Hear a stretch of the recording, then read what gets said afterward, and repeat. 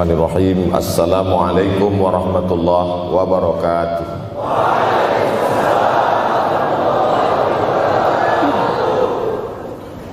Alhamdulillahi wa kafa, wassalatu wassalamu ala al-habibil mustafa wa ala alihi wa ashabihi ahli tuqa wal wafa. Subhanaka la ilma lana illa ma 'allamtana innaka antal alimul hakim. Rabbi shrah li sadri wa yassir li amri wahlul 'uqdatam min lisani yafqahu qawli. Yang sama-sama kita hormati bapak-bapak wakil rektor, tidak dapat saya sebutkan satu persatu, ketua takmir masjid, hadirin hadirat jamaah fardhu subuh, bil khusus adik-adik mahasiswa mahasiswi, insyaallah kita semua dimuliakan Allah Subhanahu wa taala. Man shallas subha fi jama'atin, siapa yang salat subuh berjamaah, faka'annama shallal laila kullah, dapat pahala seperti salat sepanjang malam. Berarti kita sudah salat sepanjang malam, tapi tetap besok malam tahajud. Jangan karena sudah sholat subuh berjamaah lalu tidak lagi tahajud, apalagi yang memang tak pernah tahajud, dan ini dijadikan alasan. Besok kalau ada orang membangunkan dia, bangun sholat tahajud, man shallas subha fi jama'atin faka'annama shallal laila kullah. Man shalla subha fi jama'atin, siapa yang salat subuh berjamaah, kana fi zimmatillah. Dalam hadis yang lain, siapa yang salat subuh berjamaah, maka sampai petang sampai malam nanti dia akan mendapatkan zimmatillah, tanggungan. Makna tanggungan, dipelihara, dijaga Allah zahir dan batin. Kalaupun dia mati hari itu, matinya dalam istiqamah dan husnul khatimah. Tapi dalam hadis ini cuma 3 Ustaz. Idza haddatsa kadzaba, bicara dusta, wa idza wa'ada akhlafa, kalau berjanji ingkar, wa idza tumina khana, kalau diberi amanah berkhianat. Dalam hadis lain, kalau sudah dilihat orang salat subuh berjamaah, insyaallah diselamatkan dari nifaq, kemunafikan dalam hatinya. Munafik diambil dari 3 huruf, nafaqa, nafaq, panal, terowongan, 2 pintu, ada pintu masuk, ada pintu keluar, punya 2 wajah, berbeda zahir, berbeda batin. Tapi salah satu tanda adalah pada sholat subuh. Mudah-mudahan Allah menyelamatkan kita dari sifat munafik. Makanya perempuan-perempuan kalau mau dapat suami yang selamat dari munafik, inilah dia pasukan sholat subuh ini. Selesaikan aja dulu 8 semester.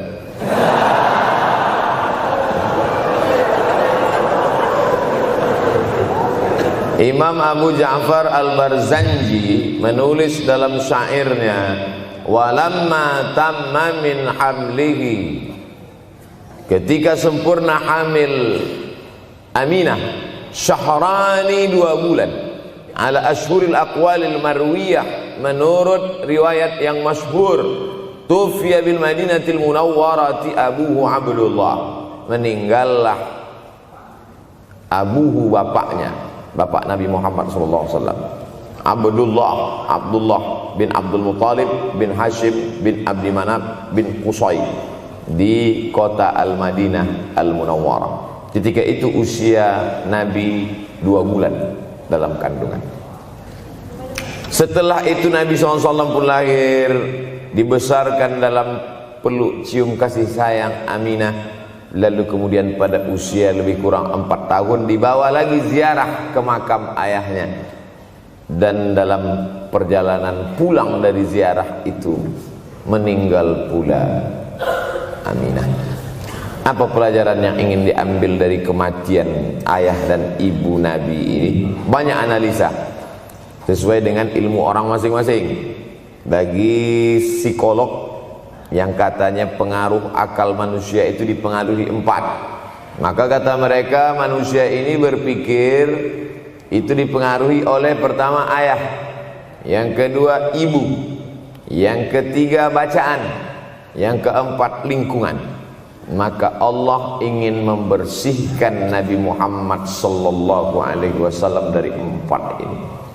Apakah akal Nabi Muhammad itu dipengaruhi oleh ayahnya? Tidak, karena dia tidak sempat bertemu.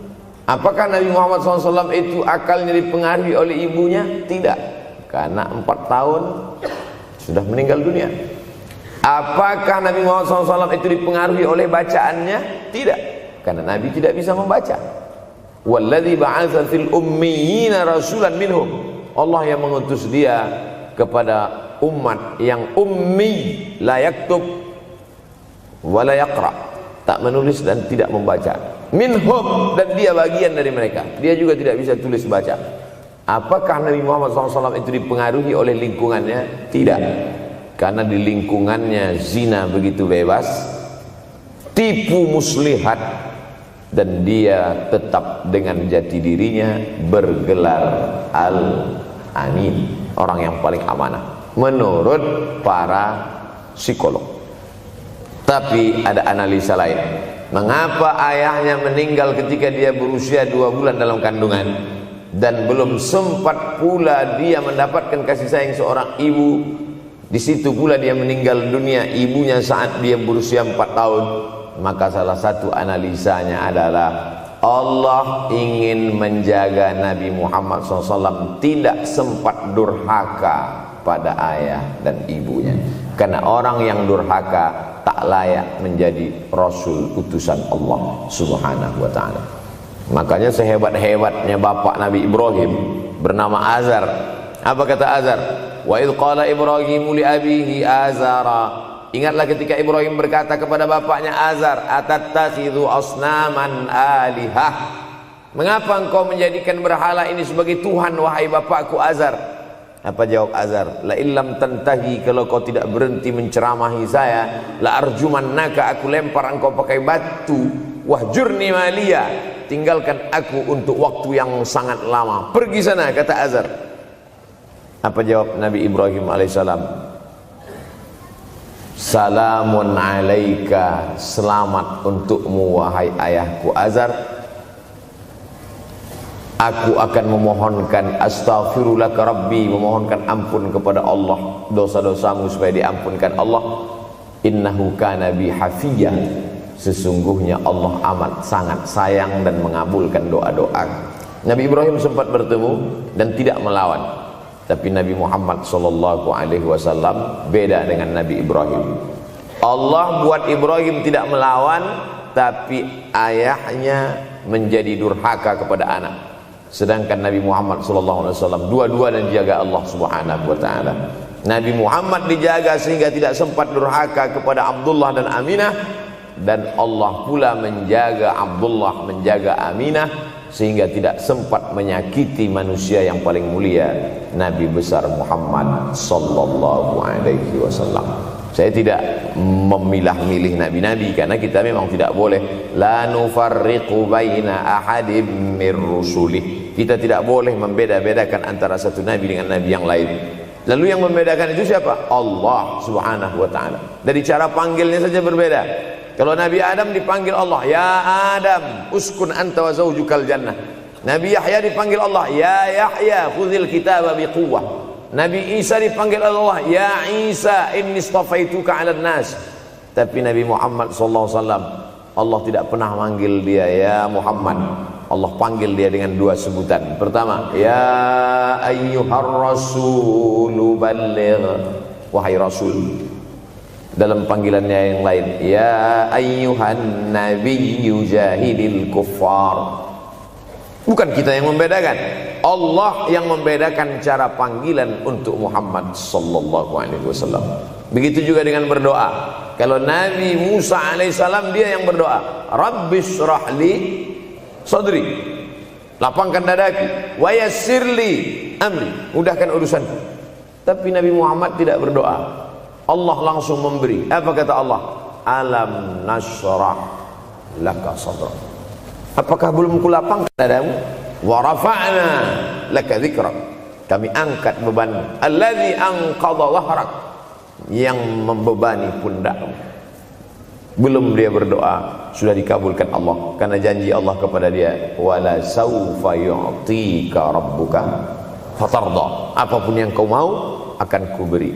Salah satu penyebab Allah memberi apa yang dimau sebelum meminta adalah kalau tidak pernah durhaka kepada orang tua. Oleh sebab itu judul yang diberikan kepada saya, Ustaz Abdul Somad, nanti tablik akbar di kampus Universitas Ahmad Dahlan. Apa temanya? Biasanya saya diberikan tema untuk anak-anak muda meraih masa depan bebas narkoba dan pacaran. Apa temanya untuk anak-anak muda? Bagaimana pokoknya. Tapi di Universitas Ahmad Dahlan saya diberi tema. Apa temanya? Birrul walidain. Masya Allah. Saya bilang alhamdulillah. Untung saya nggak dikasih tema birruz zaujatain. Artinya apa?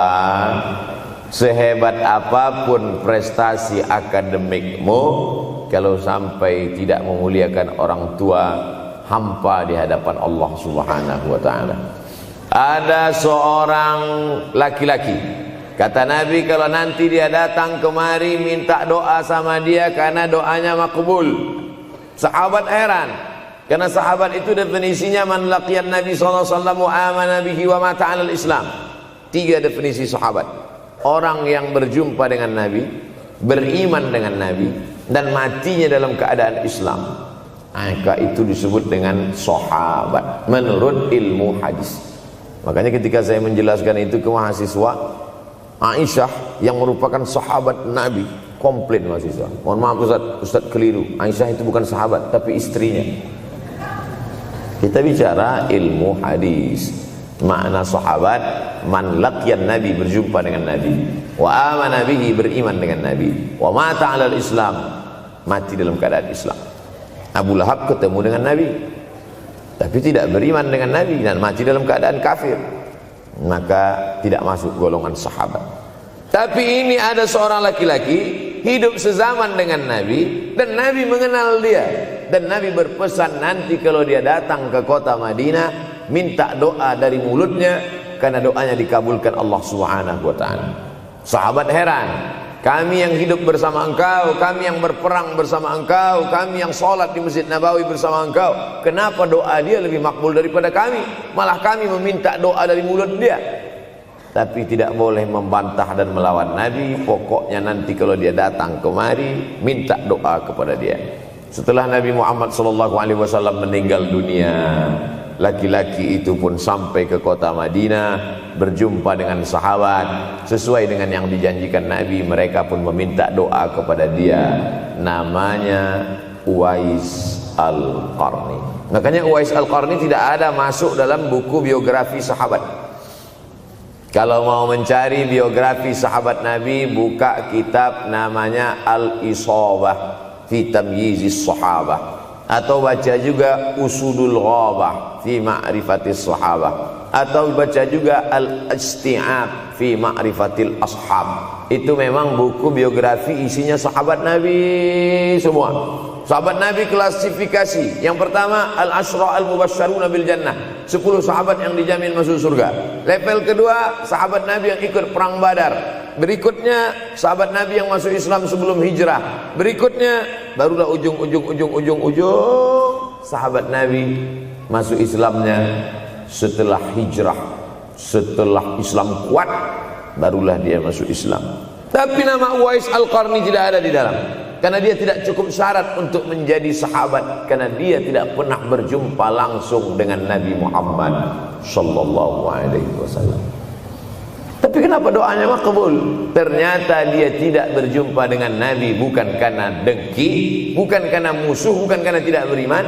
Dia tidak jumpa dengan Nabi, salah satu sebabnya adalah karena dia menjaga ibunya di Yaman. Makkah di tengah, Yaman di bawah, Syam di atas, negeri Syam. Tak ada hubungan dengan negeri paman Syam. Syam di atas, Yaman di bawah, Makkah di tengah. Liila fi Quraisy, perjalanan orang Quraisy. Ila fihim rihlatash syita'i was-shaib, perjalanan syita musim dingin, shaif musim panas. Musim dingin mereka ke Yaman, musim panas mereka pergi ke negeri Syam. Kenapa dingin ke Yaman? Karena Yaman ini kalau musim dingin tidak terlampau dingin, salju tidak turun. Kalau pergi ke negeri Syam, salju turun. Palestina, Yordania, Suriah, Lebanon. Suriah, Lebanon ada salju. Maka musim panas Nabi pergi ke negeri Syam, karena kalau musim panas di Yaman panas sekali. Sedangkan ke negeri Syam panasnya tidak seberapa. Perjalanan orang Arab Quraisy ini diceritakan Allah, di negeri Yaman itulah tempat kampung Uwais Al-Qarni. Tidak sempat dia berjumpa dengan Nabi, tapi doanya lebih makbul daripada orang-orang yang berada bersama Nabi, karena keutamaan berbakti kepada ibu. Kalau sama ayah boleh ngelawan Pak Ustaz? Enggak juga. Jangan ini nanti dijadikan dalil. Kamu kenapa lawan bapakmu? Ada seorang laki-laki. Ini kadang jamaah pandai motong-motong ceramah saya, hanya untuk mencari pembenaran. Sedangkan kita ngaji ini mau mencari kebenaran. 1000 dalil bagi orang untuk mencari kebenaran, tapi ada 1001 hujjah untuk orang yang suka mencari pembenaran. Nah, jadi kalau saya bicara tentang ibu, sesungguhnya ayah sudah masuk. Karena tanpa ayah kita juga bukan apa-apa dan bukan siapa-siapa, walaupun jatah ayah sepertiga, sedangkan ibu lebih daripada itu. Man ahaqqun nas bi husni suhbati, siapa orang yang paling layak mendapatkan baktiku ya Rasulullah? Ummuka. Summa man, siapa lagi? Ummuka. Summa man, siapa lagi? Ummuka. Summa man, abuka. Itu yang menyusun itu Nabi SAW, bukan saya. Itu makanya ibumu, ibumu, ibumu, bapakmu. Kenapa Nabi 3 kali? Kenapa Nabi menyebut laki-laki 1 kali, perempuan 3 kali? Karena ibumu mengandung, ibumu melahirkan, ibumu menyusukan. Siapa yang mau dapat 3 kali? Coba yang 3 ini. Mengandung, melahirkan, menyusukan. 3 ini belum bisa dilakukan oleh laki-laki dimanapun. Adapun merubah wajah sudah bisa. Makanya ada lady boy, wajah lady, betis boy. Tapi untuk mengandung tidak bisa. Ana Rahman, aku ini Rahman, kata Allah. Syaqaqtur rahim wa ja'altu lahu isman min ismi. Aku ciptakan satu makhluk di dalam perut perempuan, maaf, namanya rahim, dari namaku. Ini yang belum bisa dibuat dokter dimanapun di dunia ini, menciptakan rahim, belum bisa. Andai terpecah rekor ini, maka kebanggaan luar biasa bagi LGBT. Tidak bisa, sampai hari kiamat tidak akan bisa, janji Allah. Karena Allah mengatakan dalam hadis qudsi, Ana Rahman ja'altu lahu isman min ismi. Maka ada satu makhluk dalam perut perempuan yang diciptakan, diambil dari Asmaul Husna. Sehebat-hebatnya laki-laki, dari ujung rambut sampai ujung kaki tidak ada di tubuhnya ini yang diambil dari Asmaul Husna, tak ada. Bahwa namanya dari Asmaul Husna ada, Abdus Somad. Tapi ada makhluk di badannya diambil dari Asmaul Husna, itu hanya ada pada perempuan. Oleh sebab itu perempuan luar biasa. Makanya kampus Universitas Ahmad Dahlan memuliakan perempuan. Mana perempuan? Di atas letaknya. Makanya saya tidak terlalu berani mendongak ke atas. Begitu hebatnya perempuan. Perempuan adalah ibumu, perempuan adalah istrimu, perempuan adalah anakmu, perempuan adalah adikmu. Maka saat engkau memuliakan perempuan, engkau sedang memuliakan 4 aspek dari kehidupan. Ketika Nabi Muhammad SAW diutus Allah ke atas muka bumi ini, salah satunya adalah mengajarkan manusia bagaimana menempatkan pada posisinya. Posisi dia adalah tempat kita menumpang. Ketika ada seorang laki-laki yang sudah sukses diwawancarai, siapa orang yang paling berjasa dalam hidup Anda? Dulu waktu saya merantau ke Yogyakarta, belum ada apa-apa, saya sempat numpang di rumah dia selama 4 bulan. Kata seorang artis dalam sebuah wawancara, Begitu bangganya dia berkata, itulah orang paling berjasa kepada saya karena saya sempat numpang di rumahnya 4 bulan.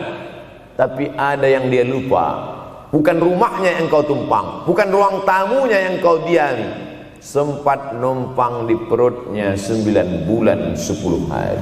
Tak pernah kau sebut. Angkat tangan yang tidak menumpang di rahim, langsung dari planet Mars langsung kemari. Enggak ada. Mr. Bean yang kita semua sehebat apapun pernah menumpang di perutnya. Oleh sebab itu makanya dosa yang paling mengerikan adalah kalau ada orang jual sabu-sabu, peminum khamar, di dunianya bahagia, happy, senang. Itu Ustaz, pengedar narkoba, hidupnya aman, adem, ayam, tentram. Di akhirat azabnya baru diberikan Allah Subhanahu wa taala. Ada orang yang pelakor senior tapi hidupnya di dunia senang-senang saja, di akhirat nanti azabnya ditunda. Namanya istidraj. Istidraj diambil dari kata daraja, tertunda. Azab yang tertunda. Sudah jadi judul sinetron. Azab yang tertunda. Tapi ada satu perbuatan dosa yang pasti di dunia dirasakan. Apa itu? Durhaka pada orang tua. Orang yang durhaka pada orang tua, di dunia dia tetap dapat, di akhirat dapat sekali lagi. Itu janji Rasulullah SAW. Lama hidup banyak dirasa, jauh berjalan banyak dilihat, lama jadi ustadz banyak yang curhat. Maka tidak 1 2 itu saya lihat dalam kehidupan. Hebat, rezeki banyak melimpah ruah, tapi jauh dari kebahagiaan. Apa sebab? Janji Rasulullah SAW. Orang yang durhaka pada orang tua di dunia sudah dapat, di akhirat dapat lagi. Dapat. Di mana letak keadilan Allah? Kenapa di dunia sudah dapat, di akhirat dapat lagi? Yang di dunia itu baru DP-nya, di akhirat baru kau rasakan cash-nya. Oleh sebab itu jangan pernah melawan pada orang tua. Jangan pernah melawan. Apapun kata dia, jurus menghadapi orang tua ini tidak banyak, 3 saja. Kalau dia marah-marah, kalau dia cerewet, kalau dia ngamuk-ngamuk, pertama diam. Pulang kampung marah dia. Saya bolak-balik kirim uang belanja, kenapa kamu IP-nya 2,0? Diam. Yang kedua, diam. Yang ketiga, diam. Kalau belum bisa membahagiakan, jangan susahkan dia. Kalau belum bisa menunjukkan prestasi, jangan susahkan hatinya. Jangan sampai belum ketemu dengan wajah kita pun dia sudah susah hati. Baru nama kita muncul di HP-nya, kumat darah tingginya. Bunyi handphone dia lihat nama kita di situ, langsung berubah detak jantung. Karena ternyata bukan nama kita di situ dia buat. Siapa? Troublemaker. Oleh sebab itu jangan susahkan orang tua. Saya tidak ujuk-ujuk langsung jadi ustadz. Saya sempat jadi mahasiswa terlama di dunia. Saya kuliah di Mesir tahun 1998 sampai 2002. 4 September 1998 menginjakkan kaki di Kairo. November pulang tahun 2002. Tidak pernah sekalipun saya menyusahkan orang tua saya. Tak pernah saya minta uang pada mereka. Sampai almarhumah emak saya bertanya, "Kau makan apa di sana?" "Makan nasi," saya bilang. "Dari mana dapat uang?" "Beasiswa saya cukup, Mak. 162 pon. 50 untuk makan, 50 untuk rumah, tinggal 62. 20 dibagi lagi untuk ongkos, 20 untuk buku, 20 disimpan, mana tahu demam sakit gak ada uang." Sampai pulang. Sampai akhirnya dia kasih tanya, "Gimana caranya ngirim uang supaya nanti di akhirat kalau Allah bertanya, pernah gak ngirim uang?" "Pernah." Ya, saya tak mau menyusahkan. Saya menganggap kalau nanti saya minta hatinya susah, Kalau nanti saya banyak minta, saya tak bisa balas, maka saya bukan berarti mengajak adik-adik tidak minta uang. Saya paham, tak semuanya dapat beasiswa. Artinya minta. Cuman kalau minta ya pulang nanti sampaikan ke orang tua, saya sudah dengar ceramah Ustaz Somad, maka saya tidak minta lagi, Mas. Tidak.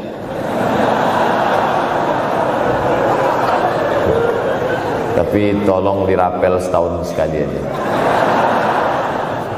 Kalau mau merasakan bagaimana sayang mereka, coba hilangkan sayangnya itu agak 1 bulan, 2 bulan, 3 bulan, itu baru terasa. Karena sifat manusia ini kalau sudah tidak ada baru terasa. Judul lagu Roma. Kalau dia masih ada di depan mata kita, masih dekat dengan kita, kita merasa dia biasa-biasa saja. Tapi kalau dia sudah tidak lagi ada, itu barulah.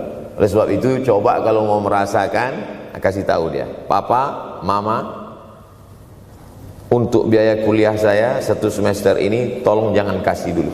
Saya mau jual koran dulu, saya mau kerja di Dorsmir dulu, saya mau kerja loper dulu, saya mau susah-susah dulu.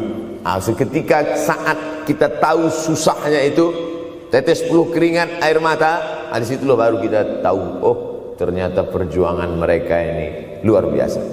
Saya tidak bicara ceramah saja, tapi dalam kehidupan saya pribadi dulu saya laksanakan, saya pernah buat, saya pernah kerjakan. Tapi tidak saya rencanakan itu, saya harus begini, tidak. Memang bagian dari takdir hidup. Mungkin tidak minta uang itu karena jauh ke Mesir.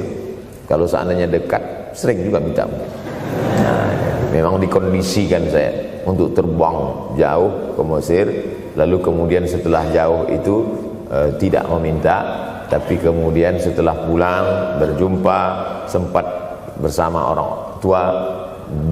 Bulan Maret 2019 kemarin baru meninggal dunia ketika saya sedang ceramah di Madura, Pulau Madura, diundang oleh sahabat saya, kakak kelas di Mesir dulu, Dr. Fauzi Tijani. Dan pagi itu rencananya mau ziarah ke makam Kiai Khalil di Pulau Madura. Begitu mau ziarah langsung dapat SMS, segera pulang karena orang tua meninggal dunia. Akhirnya saya langsung ke airport Surabaya dan langsung pulang. Sebelum malam sudah tiba pemakaman. Artinya apa? Penyesalan panjang, kenapa tidak mencium tangan orang tua, kenapa tidak. Karena saya pikir masih lama ya. Nah, ini satu kekeliruan. Di mana-mana selalu saya sampaikan, jangan pernah berpikir usianya masih lama walaupun dia sehat. Karena sehat walafiat, tidak ada kurang satu apapun. Masih lama. Ternyata apa yang terjadi? Berangkat hari Sabtu, hari Ahad tausiah, hari Senin pagi, tanpa sebab, tanpa penyakit. Oleh sebab itu kalau masih hidup orang tuamu di rumah, pulang.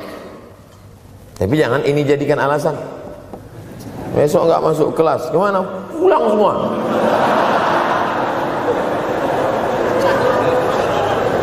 Pulang sesuai dengan kondisi, situasi dan keadaan. Pulang.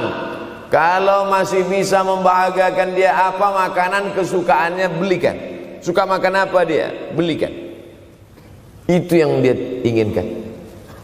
Andai kita gendong dia dari Yogyakarta berangkat ke kota Makkah, sampai di Makkah tawaf 7 putaran, dari Safa ke Marwah, pulang lagi ke Jogja, belum tentu dapat membayar sekali teriakan dia saat mengeluarkan kita ke alam dunia. Jadi banyak orang terlalu membanggakan. Saya sudah banggakan dia Pak Ustaz, saya sudah bayarkan ONH-nya. Berapa? Baru DP-nya. Sudah merasa berbakti kepada orang tua? Belum. Makanya digunakan kata birrul walidain. Kenapa Allah tidak menggunakan kata husnul walidain? Hasan baik, jayyid baik, thayyib baik, khair baik. Tapi yang dipakai birrul walidain. Hanya satu-satunya kata untuk orang tua dipakai birrul walidain. Karena kata birru adalah sifat Allah Subhanahu wa taala. Makanya di antara Asmaul Husna ada Al-Barrut Tawwab. Allah yang punya sifat itu. Maka kita diharapkan berakhlak seperti akhlak Allah Subhanahu wa taala.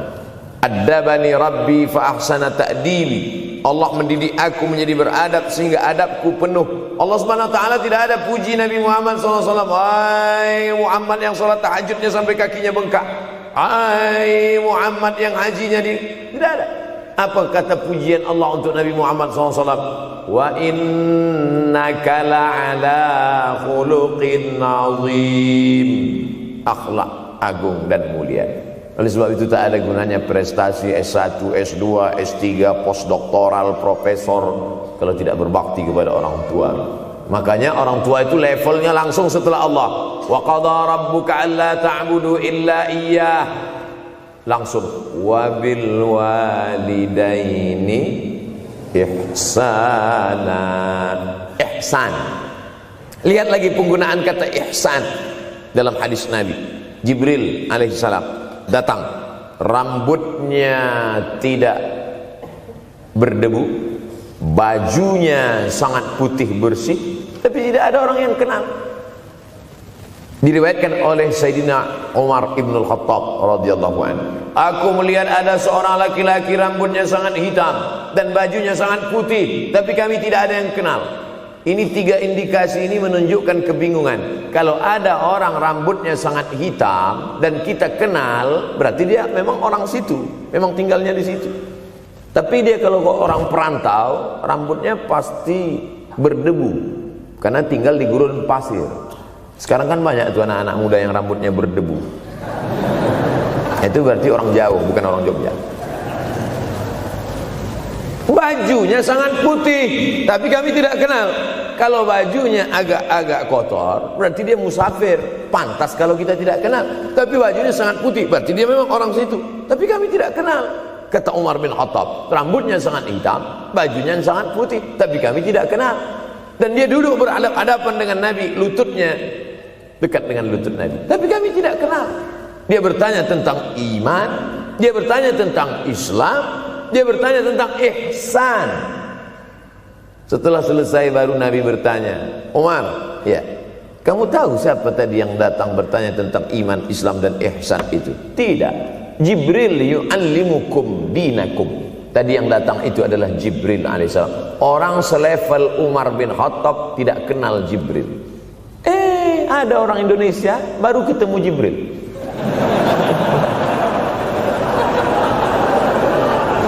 Umar bin Khattab kalau lewat di suatu jalan, kalau Umar bin Khattab lewat jalan Sudirman, maka setan lari ke jalan lain. Ini ada orang satu perjalanan sama setan, ngaku kenal dengan Jibril alaihissalam. Makanya kalau baca hadis, satu hadis, tapi analisa dari hadis itu banyak sekali. Umar tidak kenal dengan Jibril kecuali setelah Nabi Muhammad SAW yang bercerita mengenalkan. Dari mana Nabi tahu? Nabi dapat wahyu dari Allah Subhanahu wa ta'ala. Tapi ada analisa lain. Apa maknanya? Allah menggunakan kata ihsan untuk orang tua, Nabi menggunakan kata ihsan untuk Allah. Ihsan untuk Allah, anta'budallaha ka'annaka tarah, kau sembah Allah seakan-akan engkau melihat dia. Fa in lam takun tarah, kalau kau tidak bisa melihat dia, fa innahu yarak, sesungguhnya dia yang selalu melihatmu. Tidak pernah putus ihsan. Ihsan Allah kepada kita, tidak pernah putus pengawasan Allah. Bagaimana ihsan kita kepada orang tua? Tak pernah putus bakti walaupun dia sudah meninggal dunia. Makanya kita tetap membaca walaupun dia sudah masuk liang lahat, jam 2 malam bangun, Rabbil firli wali walidayya warhamhuma kama rabbayani shaghira. Ada seorang sahabat Nabi namanya Sa'ad. Sa'ad sudah jadi bahasa Indonesia. Banyak juga orang Indonesia laki-laki sifat Sa'ad. Orangnya Sa'id, artinya bahagia. Sa'adah, kebahagiaan. Jenenge sapa? Sa'adah. Itu dari bahasa Arab. Sa'adatun, bahagia. Datanglah seorang laki-laki bernama Sa'ad menjumpai Nabi sallallahu alaihi wasallam. Ya Rasulullah, wahai Rasulullah, ummi matat, ibu saya sudah meninggal dunia. Afa atasaddaqu anha, kalau saya bersedekah kira-kira pahalanya sampai apa tidak untuk almarhumah ibu saya? Kata Nabi, tasaddaq, silakan engkau bersedekah. Ayu sadaqatu afdal, sedekah apa yang paling afdal? Saqiyul ma, memberi air minum. Memberi air minum, niatkan untuk almarhum almarhumah, kata Nabi, tasaddaq, silakan sedekah. Langsung tanpa pikir panjang, apa kata Sa'ad? Idzan ahfiru bi'ran, kalau begitu saya gali sumur sekarang juga, sumurnya saya wakafkan dengan niat almarhumah. Oleh sebab itu, yang orang tuanya sudah meninggal dunia, pulang dari sini jangan gali sumur, cukup telepon, assalamualaikum, sumur bor. Cari pondok pesantren yang kesulitan air, pergi ke kaki-kaki gunung, orang mencari air, satu jerigen mikul 5 km jalan. Di situ tempat minum lembu, kerbau, di situ juga mereka mengambil air. Cari, galikan, mengalir air sumur untuk mereka, mengalir pula sampai ke liang lahatnya. Itu bakti kita. Pulang dari sini, cari pondok pesantren, panti jompo, panti yatim. Assalamualaikum Bapak pimpinan yatim, saya lihat ini kamar mandinya sedikit, orang ngantri banyak, keran air tidak ada. Gimana ini? Berapa lagi yang perlu sumur bor di sini? Kami perlu kira-kira 5. Insya Allah. Bapak mau bantu? Enggak, nanya-nanya aja. Nih, ini akan menolong di hadapan Allah Subhanahu wa Ta'ala. Tapi kalau dia masih hidup, masih ada, senangkan hatinya. Pulang dari Universitas Ahmad Dahlan Yogyakarta dengan membawa selembar kertas. Apa itu? Transkrip nilai semester ini IP 4. Siapa yang tidak bangga? Bangga orang tua. Saya pulang dari Mesir, saya bawa ijazah LC. Satu lagi ijazah dari Maroko, MA. Ini mak, ijazah LC MA. Saya tidak lihat dia nampaknya tak bahagia. Karena dia dulu waktu saya kecil nyuruh saya, kamu mesti doktorandus. Itulah cita-cita ya dia yang tidak sampai. Saya mesti doktorandus. Di mana mau mencari titel doktorandus sekarang? LCMA. Saya bilang, mak, ini LCMA ini lebih hebat dari doktorandus. Artinya apa? Bahwa menyenangkan hati orang tua itu ketika hati dia terbuka, bahagia, disitulah pintu-pintu rezeki itu terbuka. Turun barokah-barokah itu. Buah kalau matang itu dijolok, jatuh. Dan menjatuhkan rahmat Allah itu, membuka pintu-pintu langit, mengetuk pintu-pintu rahmat dan ridha Allah dengan ridha orang tua. Makanya kata Nabi, ridha Allah fi ridhal walidain. Kalau Allah ridha, maka semua yang kau mau dia berikan. Orang kalau sudah ridha itu artinya senang. Orang kalau sudah senang, semua dia kasih. Apa yang ada di tangannya, itu dia berikan. Tadi malam sampai di hotel, datang seorang jamaah, buka cincinnya, cincin paling dia sayang, dia kasih ke saya. Laki-laki. Nah nih Ustaz Somad, ambil. Duduk saya tadi, duduk, datang anak muda, dia lihat saya tak pakai sorban, dikasihnya sorban. Cuman akadnya belum jelas apa ngasih atau pinjam, Allah a'lam. Orang kalau sudah senang hatinya, semua dia kasih. Begitulah orang kalau sudah dapat ridha Allah Subhanahu wa Ta'ala. Kita baru berharap dapat ridha Allah. Makanya habis salat subuh selalu diajarkan, raditu billahi rabba. Aku ridha engkau sebagai Rabbku ya Allah. Apakah Allah ridha terhadap kita? STJ, status tak jelas. Cara mendapatkan ridha Allah, pancing dengan ridha orang tua. Senangkan hatinya, terbuka pintu rezeki.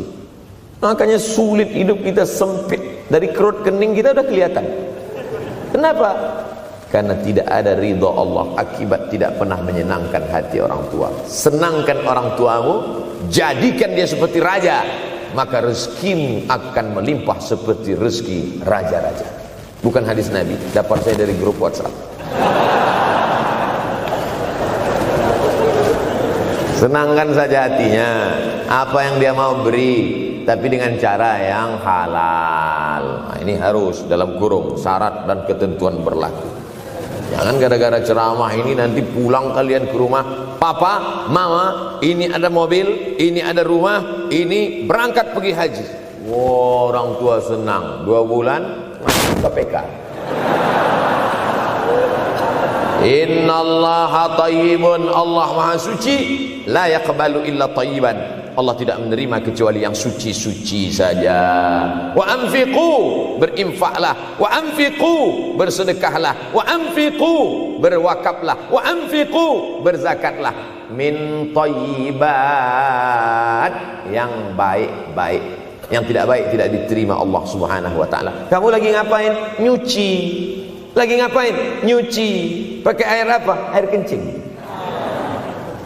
Begitu kata Syekh Abdul Wahab Asy-Sya'rani dalam kitabnya Tanbihul Mughtarrin. Tanbih, peringatan. Mughtarrin, pada orang yang tertipu, menyangka sedang berbuat baik padahal sebenarnya tidak baik. Itu yang disindir Allah dalam Al-Quran.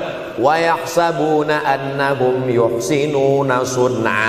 Mereka menyangka sedang berbuat baik. Nah, ini juga tidak betul. Niatnya sudah baik, membahagiakan orang tua, tapi caranya tak betul. Mama, papa, alhamdulillah kuliah saya sudah selesai, ini skripsi saya.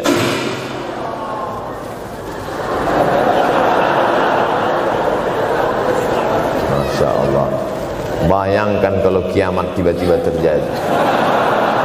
Begitulah agaknya terkejutnya kita. Kiamat terjadi tapi belum sempat berbakti kepada orang tua. Dosa belum sempat meminta maaf. Silap dan salah, berapa kali kita kencing di kainnya yang bersih. Berapa kali dia tidak jadi tahajud gara-gara kita menangis dari Isya sampai subuh. Pakai pengawet nangisnya. Tapi kita tak pernah sadar itu. Kita menganggap kita di dunia ini dibesarkan angin. Kita menganggap kita ini bangsawan, bangsa yang hidup di awan. Berapa kali dia tidak jadi sholat duha gara-gara kita kencing. Berapa kali nasi yang sudah mau disuap masuk ke mulutnya tak jadi. Bahkan dia tidak makan sama sekali. Dan berapa kali makanan dia belikan hanya untuk susu, hanya untuk menyenangkan kita. Pernah kita balas. Dan dia tidak pernah minta balas itu. Oleh sebab itu, siapa yang mengingatkan? Abdul Somad diberikan judul berat ini. Judul yang paling berat ceramah tentang orang tua, tentang ibu, tentang ayah. Jarang saya mau menerima judul-judul pengajian. Ini pun dikasih tahu setelah sampai di sini. Maka saya belok-belokkan dikit. Ini air mata udah mau menetes, belokkan gitu. Nanti kalau saya nangis di sini, siapa yang ceramah kalau saya nangis? Oleh sebab itu maka yang orang tuanya masih ada, beruntung dan bertua, bawakan dia rumah makan. Ada sahabat saya namanya Ustadz Lukman di Pontianak. Pontianak, bukan kuntilanak. Mereka punya program namanya Bawa Ibu ke Rumah Makan. Keren nama programnya. Bawa orang tua ke rumah makan. Nanti hari libur adik-adik, anak-anakku sekalian, libur bawa ayah, bawa ibu ke rumah makan. Ketika Ustadz Lukman cerita itu ke saya, Ustadz Somad, kita punya program baru nih. Apa nama programnya Ustadz? Bawa ibu ke rumah makan. Alhamdulillah Ustadz Lukman, seluruh rumah makan di Pekanbaru tempat tinggal saya itu, semua sudah saya bawa. Emak almarhumah saya bawa sup tunjang, saya bawa rendang, saya bawa goreng ayam, saya bawa goreng puyuh, saya bawa. Cuman ada rumah makan ular sawah itu yang tak saya bawa singgah. Lain dari itu sudah saya bawa. Tak ada penyesalan dalam hati. senangkan hatinya. Apa pakaian yang dia suka? Orang tua itu tidak minta yang besar, asal ada saja. Pulang dari Yogyakarta sampai ke rumah, ini tadi ada nampak sedikit tanda terkenang, kalau banyak makan sendiri. Ketika dia senang melihat itu, bahagia hatinya, nampak senyum di tepi bibirnya, pada saat itulah rahmat Allah terbuka. Pada saat itulah ridha Allah datang. Mengapa sulit mencari pekerjaan? Mengapa payah mencari penghidupan? Salah satu yang mempersempit ridha Allah itu adalah karena tidak berbakti kepada orang tua.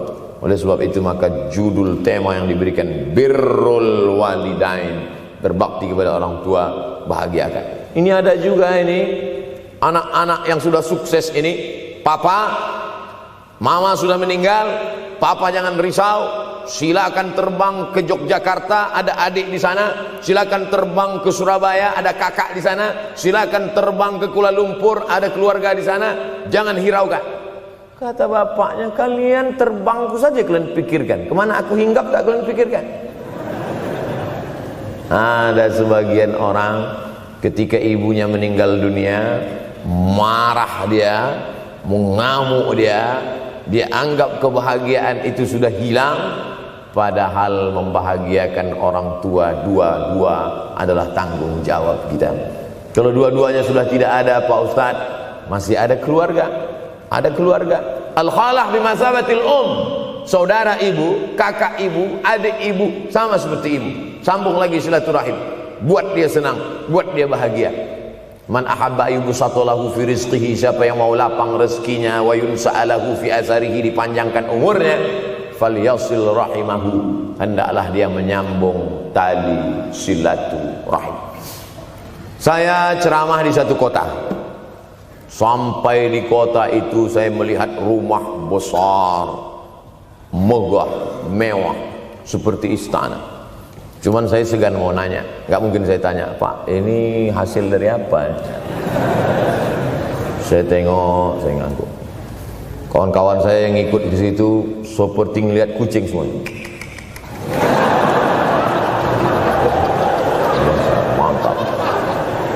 Setelah dulu makan, habis makan minum, habis itu Sohibul Bait yang punya rumah pun cerita, Ustadz Abdul Somad, iya Pak. Dulu ini hanya bambu-bambu yang dikasih daun, yang dikasih terpal. Tempat apa Pak? Tempat ibu saya buat pengajian. Setiap tahun dibuat begitu. Pasang tiang-tiang kayu, pasang terpal, daun-daun, pengajian ramai. Sampai akhirnya saya berkata, Bu, pengajian kita hentikan saja, stop. Saya tidak sanggup lagi pasang tenda, pasang terpal ini. Tapi akhirnya apa kata ibu saya? Nanti setelah saya tidak ada, pengajian ini terus kamu buat. Allah bukakan pintu rezeki Ustaz Somad. Inilah yang terjadi sekarang. Saya belikan orang tua saya itu rantai, saya belikan gelang, saya belikan cincin. Bulan depan saya datang, sudah nggak ada lagi. Mana gelangnya Mak? Nggak ada. Mana rantainya Mak? Nggak ada. Mana cincinnya? Nggak ada. Kemana? Itu kan emas mahal. Sudah saya jual. Untuk apa? Untuk bersedekah ke fakir miskin. Rupanya gelangnya, rantainya itu habis dia berikan sedekah fakir miskin. Tobatkah si bapak untuk berbakti? Tidak. Bulan depan dia belikan lagi. Sampai akhirnya diberikan Allah balasan melimpah ruah. Ternyata ini rahasia dari keberhasilan hidup, karena menyenangkan hati orang tua. Saya tak sebut nama, saya tak sebut lokasi, tapi yang mau berkunjung nanti saya kasih lokasi tepatnya. Saya kasihkan nanti alamat dari Google, saya kasih. Supaya melihat secara nyata, kalaulah rezeki itu hanya diberikan kepada orang yang bersungguh-sungguh, pergi pagi pulang petang, peras keringat, banting tulang, maka tentu yang kaya itu adalah sapi yang membajak dari pagi sampai sore. Kalaulah kekayaan, keberhasilan itu diberikan yang paling pandai memanjat, maka tentu yang kaya itu monyet. Tapi Allah berikan kepada siapa yang dia ridhai. Dan penyebab ridha Allah itu adalah karena orang tua yang senang hatinya. Yang sempat durhaka, tidak sempat minta maaf, meninggal dunia dia sudah, apa boleh buat? Kau sudah booking seat di neraka. Yang sudah sempat durhaka, tidak sempat minta maaf, meninggal dunia gara-gara dia pecandu narkoba, pemabuk, pezina, mati. Orang tua dalam keadaan susah.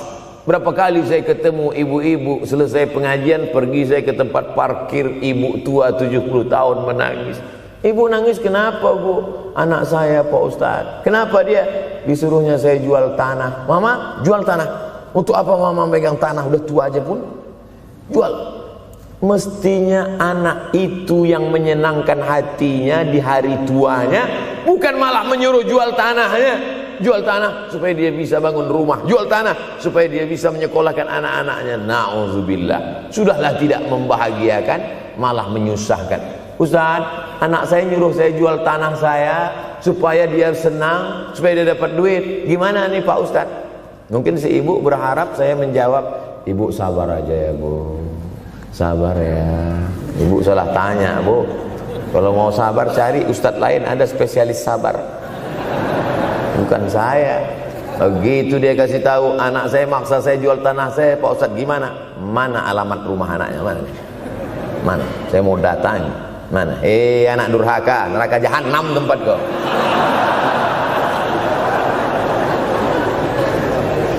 Tak mau dia ngasih alamat. Rupanya dia takut nanti anak saya malah marah sama saya, Pak Ustadz. Saya kasihan. Mudah-mudahan Allah berikan kekuatan pada ibu. Tapi cerita ini bukan satu dua contoh kasus. Ternyata zaman sanggup memperkarakan pengadilan hanya karena sebatang pohon kayu. Atau cuma saya yang dapat berita aja? Adik-adik ada juga dapat kiriman itu? Sanggup memperkarakan sebatang pohon kayu. Padahal kalau kau jual semua kebunmu itu, belum tentu dapat menebus. Datang seorang laki-laki mengadu kepada Nabi Muhammad SAW. Ya Rasulullah, ini bapak saya ini kurang ajar sekali. Bapaknya kurang ajar? Diambilnya harta saya ya Rasulullah. Gimana ini ya Rasulullah? Apa kata Rasulullah SAW? Anta wa maluka li abik. Anta sampai ke tempat kita jadi ente. Anta wa maluka, ente, harta ente, li abik, punya bapakmu. Jangankan hartamu yang di rumah itu, dirimu pun punya bapakmu. Nabi membela, seolah-olah Nabi berkata, apa yang diambil itu belum ada apa-apanya dibandingkan melepuh kulitnya untuk memberikan engkau sesuap makanan yang halalan thayyibah. Orang yang durhaka pada orang tuanya, insya Allah anaknya juga akan durhaka kepada dia.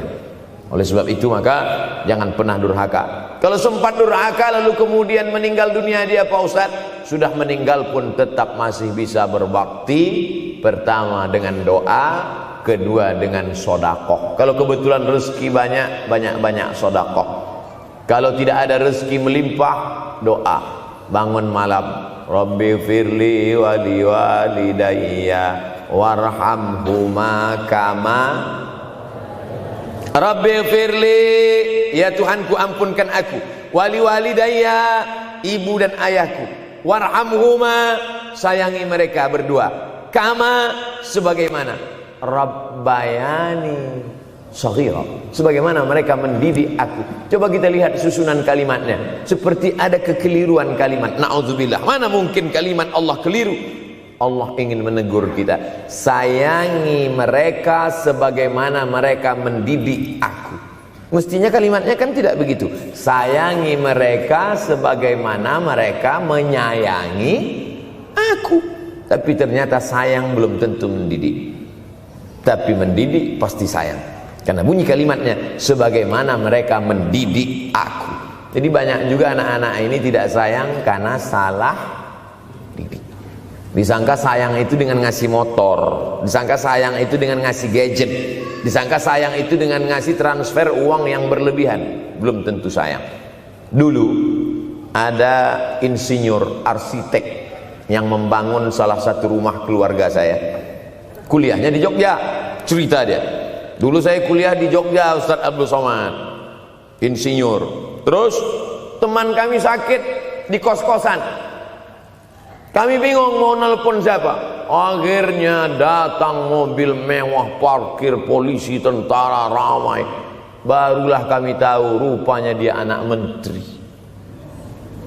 Jadi sayang orang tua itu bukan mesti dibelikannya apartemen, dibelikannya mobil, belum tentu.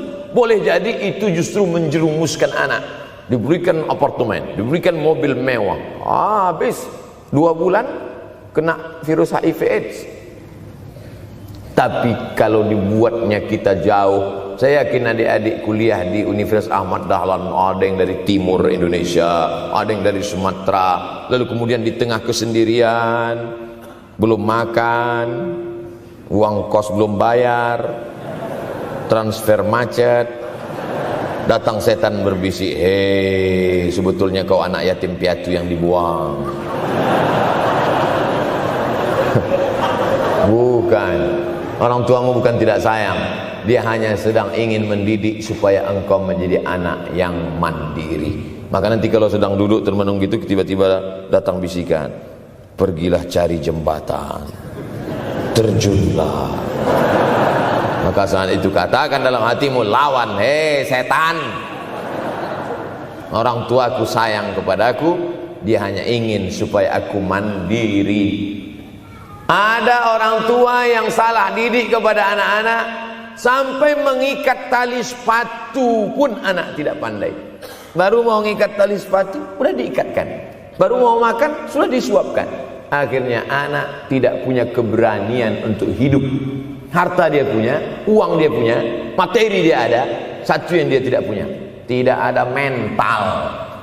Tapi anak-anak, adik-adik Universitas Ahmad Dahlan adalah orang yang punya keberanian untuk hidup. Betul?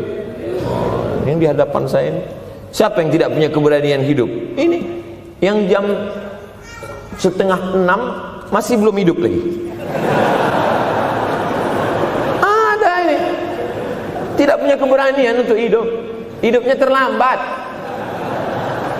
Tapi mahasiswa Universitas Ahmad Dahlan punya keberanian untuk hidup. Bahkan mungkin dia lebih dulu hidup daripada saya. Lebih dulu bangun dia tadi. Alhamdulillahillazi ahyana ba'da ma amatana wa ilaihin nusyur. Tengok jam. Oh, rupanya masih jam 1, tidur lagi. Saudara yang dimuliakan Allah Subhanahu wa taala. Maka my life, my adventure. Hidup saya adalah petualangan saya. Ini yang mau kita harapkan. Berani menghadapi tantangan. Ada orang yang menganggap hidup ini ya simpel-simpel aja lah Pak Ustadz. Tapi ada orang ingin hidup ini penuh dengan perjuangan. Sama seperti makanan. Ada orang simpel aja, nasi, kecap, telur rebus, dah cukup. Tapi ada orang mau ada goreng ayamnya, ada rendangnya, ada supnya, ada tom yamnya, ada lengkap semua. Begitu juga hidup ini. Ada orang yang simpel aja, ambil goreng ikan, makan. Tapi ada satu lagi enggak, pergi naik mobil sampai ke tepi hutan, naik motor, habis itu nyewa speedboat sampai di tengah laut mancing, ujung-ujungnya ikan juga. Yang dia nikmati bukan ikannya, tapi yang dia nikmati adalah proses untuk mendapatkan ikannya. Faham? Itu enaknya ngomong sama mahasiswa. Coba kalau yang masyarakat biasa, kita udah capek cerita, selesai ada pertanyaan, Ustadz maksudnya tadi apa ya? Aduh, capek gitu. Saya terus terang kalau ceramah di depan mahasiswa ini bangkit semangat saya lagi. Ini sekarang rasa-rasa umur 24. Tapi begitu nanti sudah mulai agak jauh dari mahasiswa, balik 42 lagi. Nah, makanya saya senang kalau diundang ke kampus-kampus. Saya kalau di Jogja diundang di kampus terus, walaupun nggak semua nerima.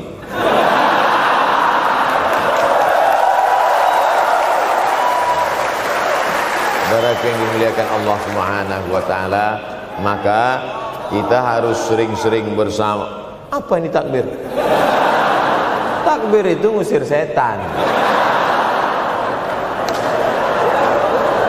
Tadi saya ceramah jam 4:30. Sekarang sudah jam 5:30 Artinya saya sudah ceramah 70 menit.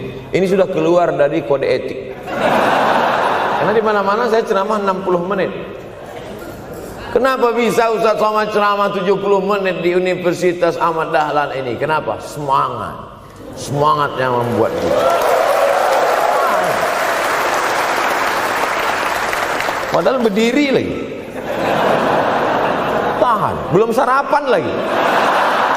Tahan. Artinya apa? Yang membuat kita kuat itu bukan materi, bukan makanan, tapi semangat. Maka jangan sempat kehilangan semangat. Bangkitkan semangat. Semangat terus. Semangatnya apa? Semangat ingin membahagiakan orang tua. Kalau lupa, tulis. Biasanya mahasiswa ini kan suka lupa. Tulis di dinding kamar. Semangat bahagiakan calon mertua.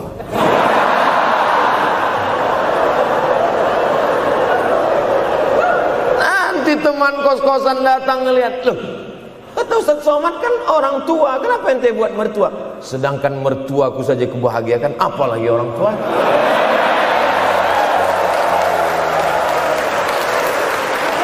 Begitu hebatnya. Cuman kadangnya kita hanya mendapat ini hanya di sinetron-sinetron saja.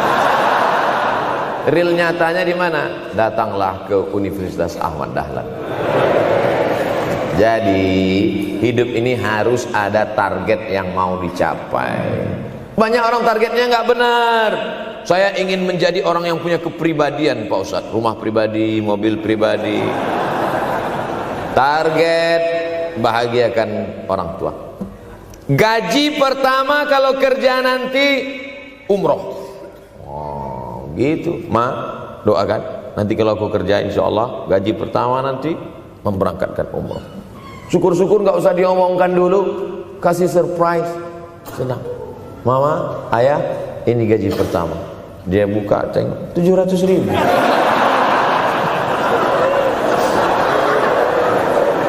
Menangis dia menerima gaji pertama itu. Bukan karena harunya sikit. Gitu dia buka amplop, oh kok setitik dong. Haru dia. Kenapa setiap mendapat hadiah dari anak, orang tua selalu meneteskan air mata? Karena kita tidak pernah besar dalam pandangan matanya. Kita sehebat apapun, kita tidak pernah besar di matanya. Di pandangan ibu ayah kita, kita adalah anak kecil yang tapak kakinya 2 jari, panjangnya sejengkal. Maka jangan pernah ceramahi orang tuamu. Jangan mentang-mentang sudah mahasiswa pulang, ayah sini, mama sini, dulu assalamualaikum. Bisa. Karena kita tidak pernah besar di mata orang tua. Kita tetap kecil. Walaupun kamu sudah menikah, sudah punya istri, sudah punya anak, kau tetaplah anak-anak dalam pandangan dia. Oleh sebab itu jangan sok besar, jangan sok hebat. Kalau ada pesan yang ingin mau disampaikan, jangan melalui mulut kita, dipinjam mulut orang lain. Tokoh masyarakat, alim ulama, dia ngajinya di mana? Ada yang mau kita perbaiki, jilbabnya mungkin kurang panjang, mungkin ada kebiasaan dia yang kurang baik. Sementara kita udah ngaji, sudah belajar di Universitas Ahmad Dahlan, sudah terpelajar, membuat dia mau menjadi orang baik. Tidak mesti dari mulut kita, pinjam mulut orang lain. Assalamualaikum Pak Kades, pinjam mulut Pak Kades sebentar. Pak Kades, ayah saya kan orangnya baik sama Pak Kades. Iya, nanti kalau saya ngomong dia nggak dengar. Jadi saya mohon tolong Pak Kades. Pak Kades, ayah saya sampai sekarang belum sholat Pak Kades. Jadi tolong Pak Kades nasihati dia. Kata Pak Kades, saya juga nggak sholat.